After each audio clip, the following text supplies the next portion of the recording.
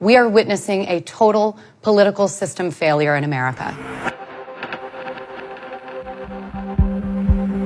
If you're anything like me, you may find yourself constantly overwhelmed by everything that's wrong with politics. And when I say politics, I'm not talking about Democrats or Republicans. I'm talking about the flaws that exist in our political system, regardless of which party is in power. And I know it's hard to talk about politics these days, but look, the government is ours. We pay for it, so it needs to work for us. And right now it doesn't, and I mean it really doesn't. So what's going on here? Is it Russian meddling in social media? Is it him? Is it her? No. Those two were the least popular presidential candidates since they began keeping track of such things. Only 4% of Americans have a great deal of confidence in Congress now. Just 4%. America is no longer even considered a full democracy. We are witnessing a total political system failure in America, which is the complete opposite of what our nation's founders had in mind. So I'm going to show you 3 lines that show what's causing this failure, how we can fix it, and what you can do about it. So here's your first line. What I want you to do is take any issue you really care about and picture it on this line. This line comes from a Princeton University study that shows how public opinion influences the laws that Congress does or doesn't pass. They looked at 1,800 public opinion polls over a 20-year period, and we took their data and plotted it in this chart. See this horizontal line? That shows public support for a law amongst average Americans. This vertical line? That shows the likelihood of the public support leading to the passage of a law. When you plot it for the average American, you get a line that looks like this. There's your issue sitting on that line. If there is 0 support for a law, there's about a 30% chance that Congress is going to pass it. And if there is 100% support for something, the most popular thing ever, there's still a 30% chance that Congress is going to pass it. So the line is horizontal because no matter how much support there is among average Americans, there's still a 30% chance that Congress is going to pass that law. Princeton determined that the preferences of the average American appear to have only a minuscule, near zero, statistically non-significant impact on public policy. How in the hell does that happen? Consider this. Politicians are spending up to 70% of their time raising funds for re-election after they get into office. Why? Because in order to win a seat in the Senate in some races, you would have to raise $45,000 every single day, 365 days a year for 6 years to raise enough money to win. Now consider that only 0.05% of Americans give more than $10,000 to politics. And then you see why politicians have become completely dependent on the 0.05% of Americans, billionaires and special interest groups, who fund their campaigns. Meanwhile, you've got lobbyists writing our laws and donating to the politicians who pass them. We have a 2-party duopoly of Democrats and Republicans that makes it so that independents can't win, while the American people are leaving the major parties in droves. As you can see here, nearly half of American voters are now registered independent. And then there's gerrymandering, with politicians drawing the boundaries of their own voting districts into crazy shapes designed to prevent competition. Today, only 14% of House campaigns are actually competitive. 86% of them are not. And we wonder why young people feel that their vote doesn't matter. I've covered a lot here, but it all adds up to this vast ring of influence over our elected leaders. It's a corrupt system in which we, the people, have near zero influence over our own government. And that is sad. That is not the country I feel like I grew up in. But what's worse is that by allowing this to happen, we are causing the failure of the most important issues facing our nation. We're wasting trillions of dollars a year on fraud and abuse in our own government. 1 in 5 American children live in poverty. Our health care is the most expensive in the world. We have more people in prison per capita than Russia and China. We're losing jobs to the rest of the world, and we're not even doing enough to keep our air and our water clean for our children.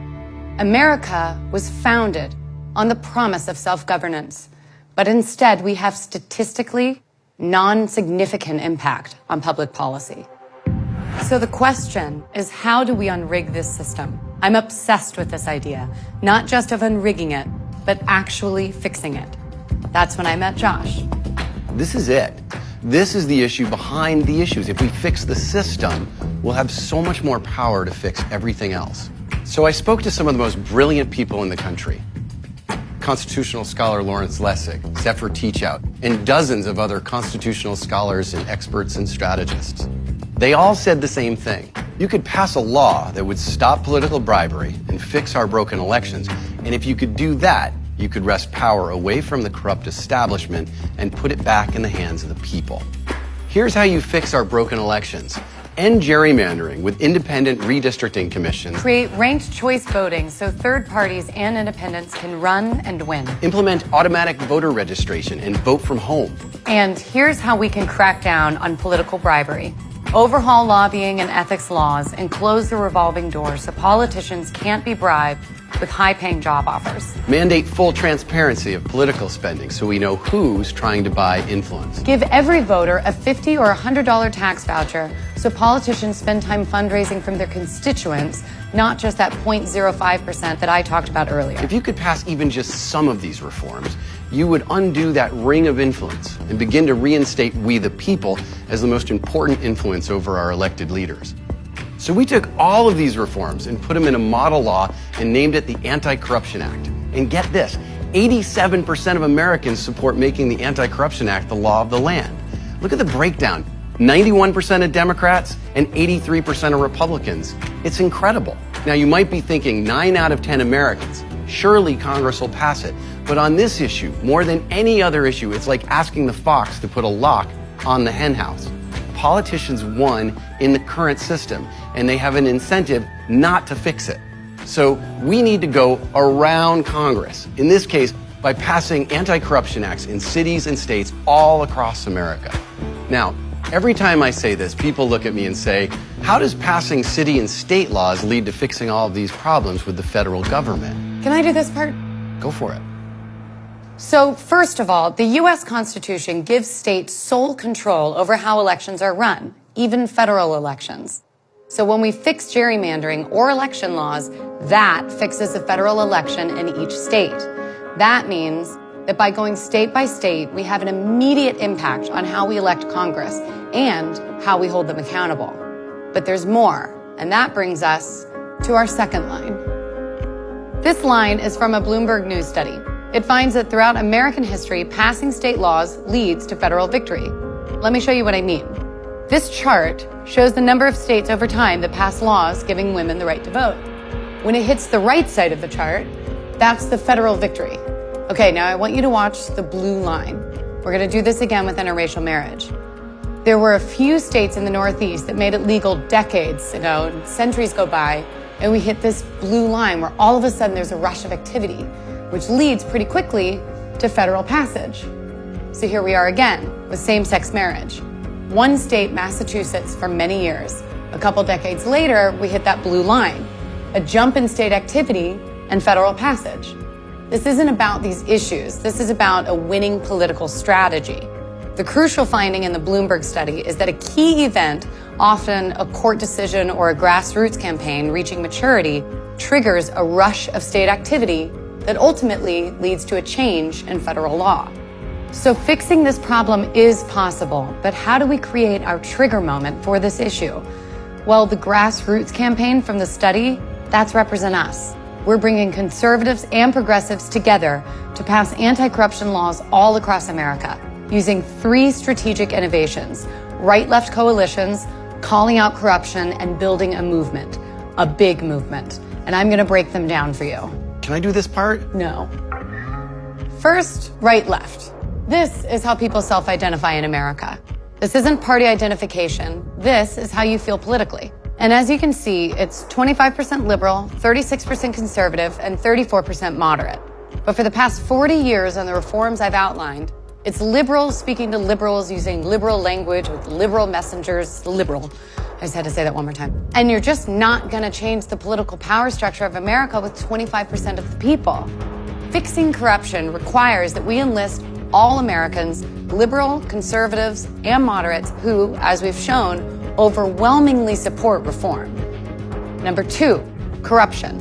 When we talk about money in politics, gerrymandering, democracy, campaign finance reform, most people just tune out. But people are fired up about corruption.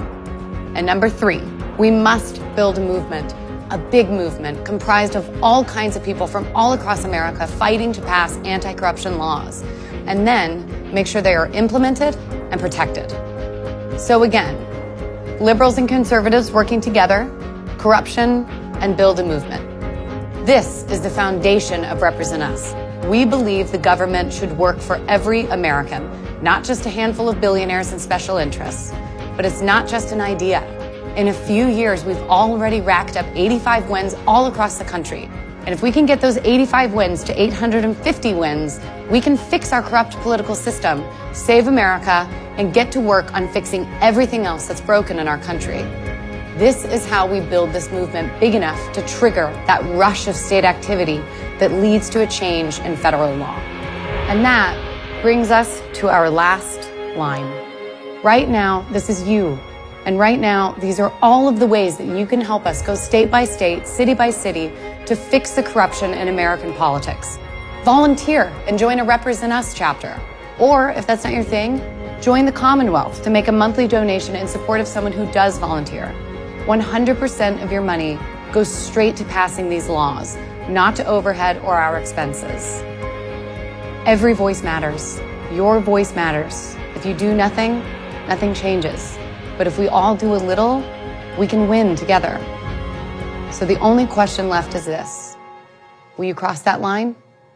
Join us at represent.us.